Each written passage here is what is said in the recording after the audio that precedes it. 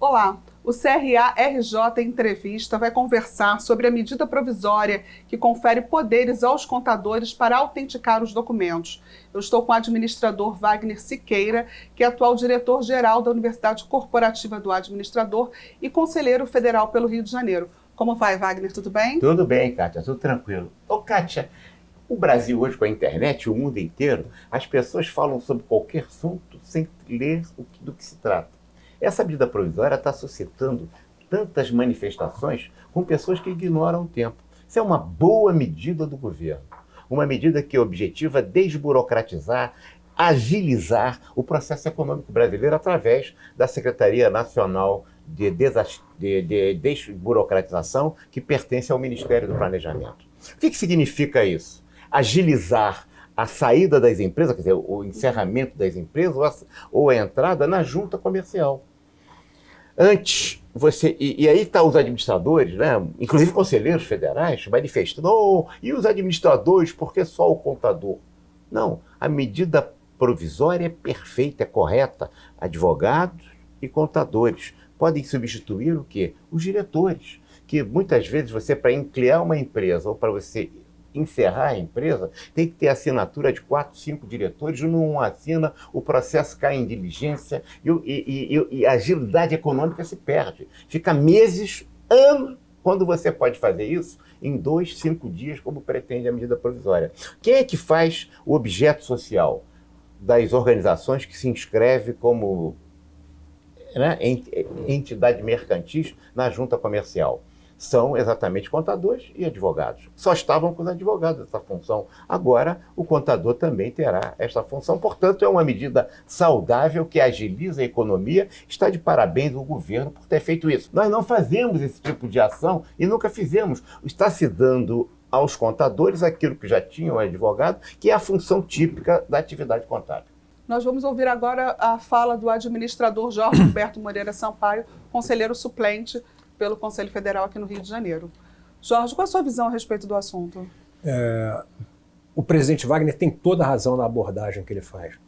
E cabe registrar a Lei 8934, que cuida do registro das empresas nas juntas comerciais, é de 1994.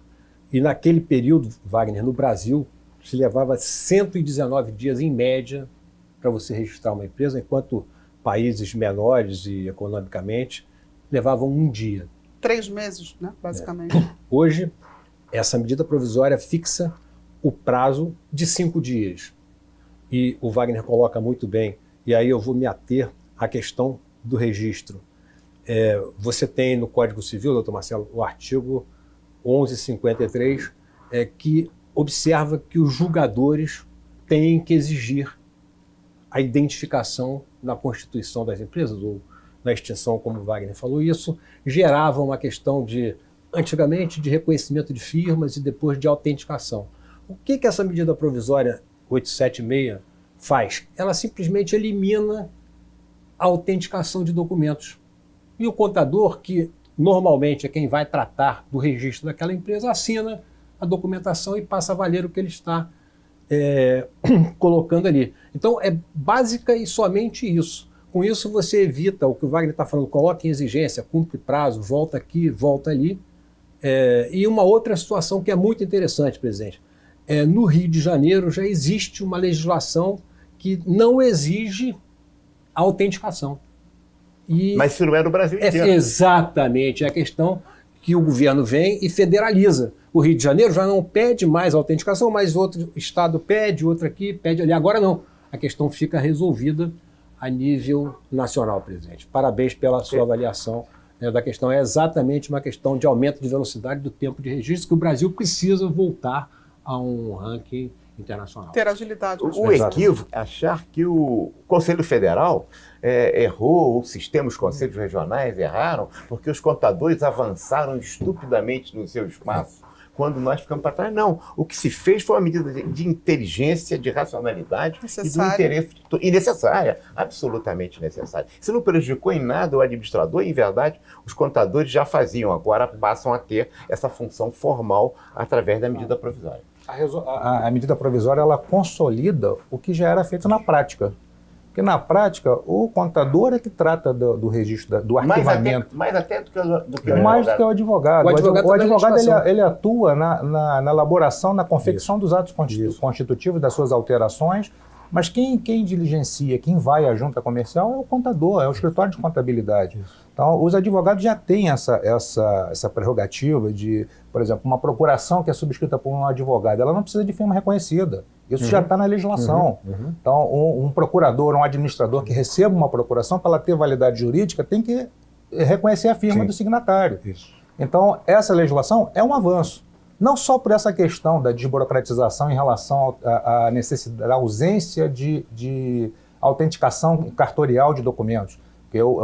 O que ocorre na prática é tanto o advogado, que já fazia isso, como o contador, agora ele pode declarar que aqueles documentos são autênticos e a junta comercial vai receber. Mas não é só isso, é mais do que isso. Ela estabelece que um arquivamento de um ato constitutivo, que nada mais é do que dar validade àquele documento, ele passar a valer para a sociedade, a empresa passar a existir juridicamente, ela é feita em 5 dias. Se a junta comercial nada o fizer, aquele documento já é considerado válido. Isso é importante que o doutor Marcelo está falando, Kátia, para o nosso assistente. Quer dizer, se a junta comercial não for diligente e verificar essa documentação em até 5 dias, aquele pedido, vencido os 5 dias, a empresa já está inscrita ou encerrada. A legislação fala arquivado, né? Aí pode ter uma interpretação equivocada, ele deixou de existir. Não, o arquivamento na junta comercial é o ato que torna a empresa regular. Aí ela vai poder emitir o seu CNPJ, vai poder exercer a sua atividade empresarial. Então, se a junta comercial não for diligente, ela não seguir esse prazo, a empresa vai poder seguir. Existe um ganho coletivo, Sim. né? Celeridade. Um enorme ganho coletivo. É preciso que a gente compreenda que nas últimas décadas, apesar do Brasil ter chegado até o quinto maior estado em termos dos demais países de economia, PIB, né? Hoje nós somos o 8º, 9º, mas o nosso crescimento tem sido absolutamente de voo de galinha, por falta de agilidade na economia. No período áureo do desenvolvimento, logo depois do governo Fernando Henrique, no primeiro governo Lula, em que o Brasil cresceu bastante, mas os crescimentos eram absolutamente ridículos, porque era menos de 2%. Significa que, apesar do crescimento, o Brasil era, na América Latina, um dos países que menos cresciam. Todos cresciam. E o Brasil crescia abaixo de todos. Agora a gente está tendo um crescimento de 0, pouco por cento. No governo Dilma, nós tivemos crescimento negativo. Então, portanto, essas investidas que são infraconstitucional, portanto, que depende do governo, elas são de desburocratização da maior importância. Isso não prejudica em nada o administrador, isso não foi uma diminuição do status ou do prestígio do profissional do administrador, foi o reconhecimento de uma situação de fato e que vem atender à necessidade dramática que o Brasil tem de agilizar a sua economia, e que não pode ser 103 meses para você poder encerrar uma empresa, arquivá-la ou construir uma empresa, quando em Portugal você já faz isso em um dia. Infelizmente, o Brasil não é um imenso Portugal, quer dizer, não tem a diligência que a economia portuguesa hoje tem e que nós não temos. Presidente, eu acho que a gente caminha muito bem. Hoje nós temos, por exemplo, 2 grupos de empresas que dispensa a participação, inclusive, do contador. A MEI e a Eireli, que é a empresa limitada de um sócio só, você entra direto no sistema e registra a empresa. O próprio. Então, você já dá o registro em 2 horas. Que tem essa agilidade. Então, 5 dias, como você está colocando aí dentro, já é um tempo grande. Em comparação com Portugal, que é um dia.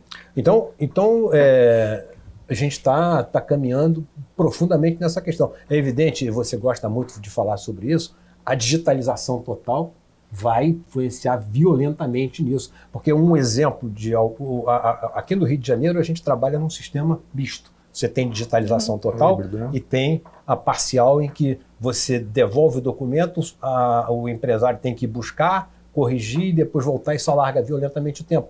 Numa digitalização, você faz 2, 3 exigências e em 5 minutos ele te responde na mesma hora.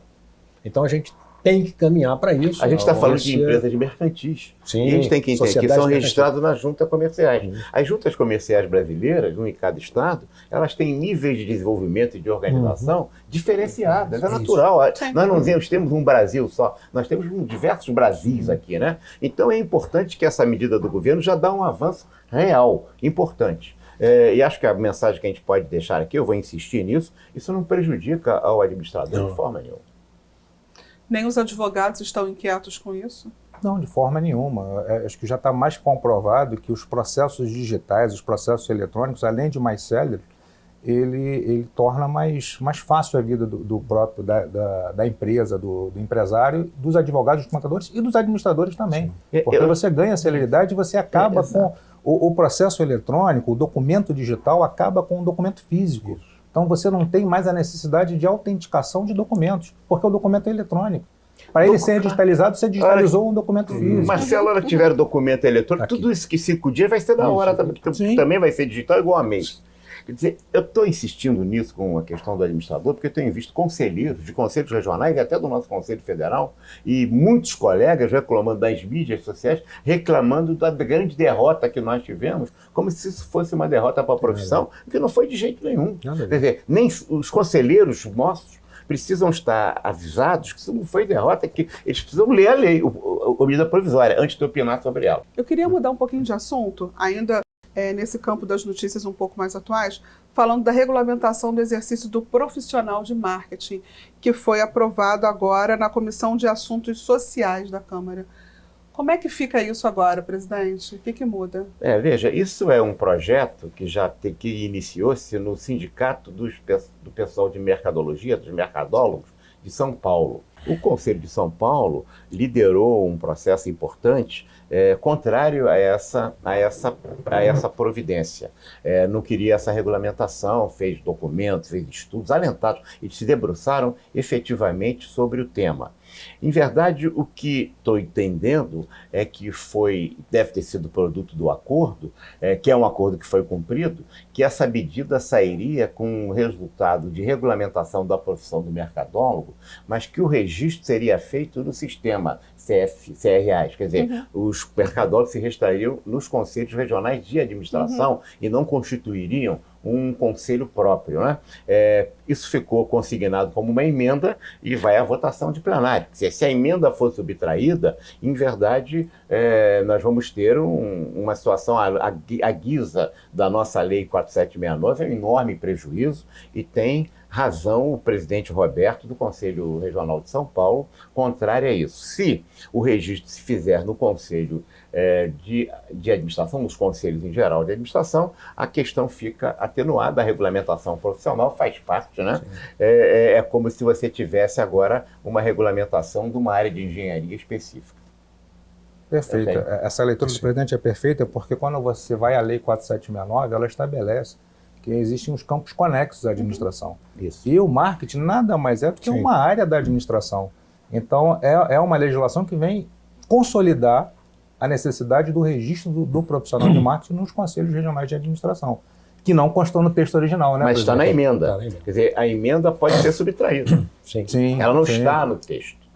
Né? Então foi feita uma emenda de um deputado de Tocantins, isso deve ter sido um acordo com Eduardo Gomes.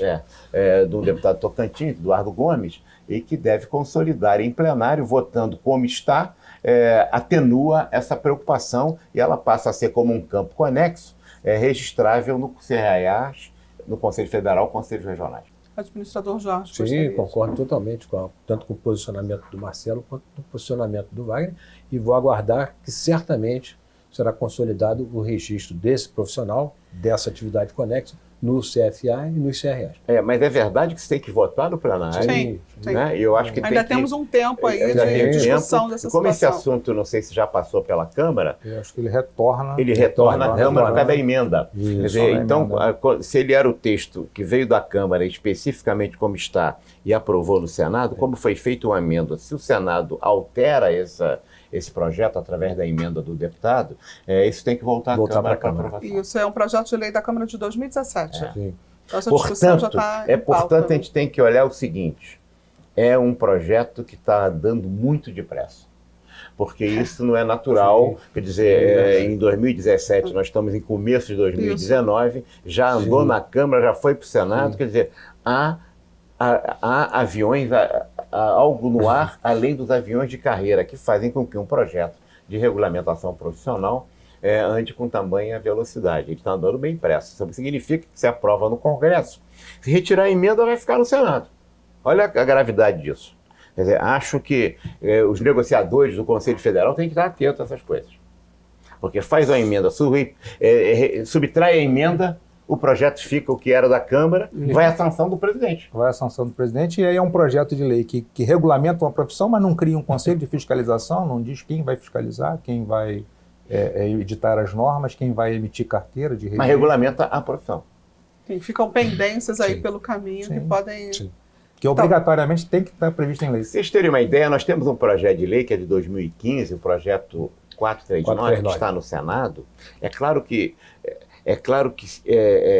isso tem problemas de repercussões na área dos psicólogos, dos bibliotecários, dos economistas, dos contadores, né, de profissões assim, e que precisam ser articuladas, mas está desde 2015 e esse projeto hoje está praticamente parado. Ele não tem andado. Os economistas têm um projeto de reforma da lei dos economistas que deve ter mais de 10 anos e não anda no Senado. Essa dos contadores, dos mercadólogos, né? O pessoal de marketing, começa em 2017 na Câmara, já aprovou na Câmara, vai para o Senado, tem uma emenda que não é uma emenda da comissão, é uma emenda de um deputado. Isso vai para o plenário, pode haver a retirada dessa emenda através de uma outra emenda de um deputado. Se aprovou, o projeto está aprovado. Portanto, ao contrário de que a gente não sabe o que está fazendo, a gente está conhecendo, a gente conhece isso exatamente. Bastante para saber que esse processo está algo de estranho no ar, além dos aviões de carreira. Okay. Basta suprimir a emenda. Uma emenda de supressão e tira essa emenda do deputado, o projeto está aprovado, vai à sanção presidencial. Em menos de 2 anos. Sim. Né? Em menos de 2 anos, porque nós estamos em março ainda. Exatamente, no início do ano. Exatamente. Então é sério, é grave, né?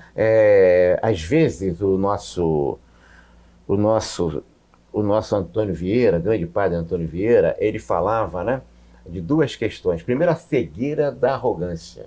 O arrogante não consegue ver o que está na sua própria vista. É visível, mas não é visto pelo arrogante. Porque ele fica cego pela soberba, né? Então, achar que o Conselho Federal achar que está dominando esse processo inteiramente, tem que tomar cuidado, porque essa emenda não foi da comissão, essa emenda foi de supressão, e uma emenda de supressão acaba com isso. A outra cegueira, né, é a cegueira da paixão. A terceira, para completar, né, é a cegueira da desatenção. A minha dúvida é se nós temos só desatenção, só paixão ou só soberba. Ou os três. Ou os 3. O pior é se for soberba e desatenção. Alguma consideração final que você gostaria de... Só agradecer aqui ao Conselho Regional essa oportunidade de discutir. Eu acho que esse cotidiano precisa ser discutido e debatido mesmo. Administrador Jorge. Agradecer também a oportunidade oferecida pelo CRA do Rio de Janeiro e também lembrar os velhos tempos em que participava de discussões dessas com Wagner para aprender a entender os problemas. É que é uma das máximas agora, é o aprender a aprender, então é necessário. Advogado Marcelo. Eu acho que agradecer principalmente ao presidente Wagner dessa oportunidade de compartilhar e poder discutir temas tão relevantes e atuais, né? Muito obrigada aos 3. O CRA-RJ Entrevista fica por aqui. Outros assuntos a respeito do Conselho você pode acessar nas nossas mídias e no portal do CRA-RJ. Até a próxima.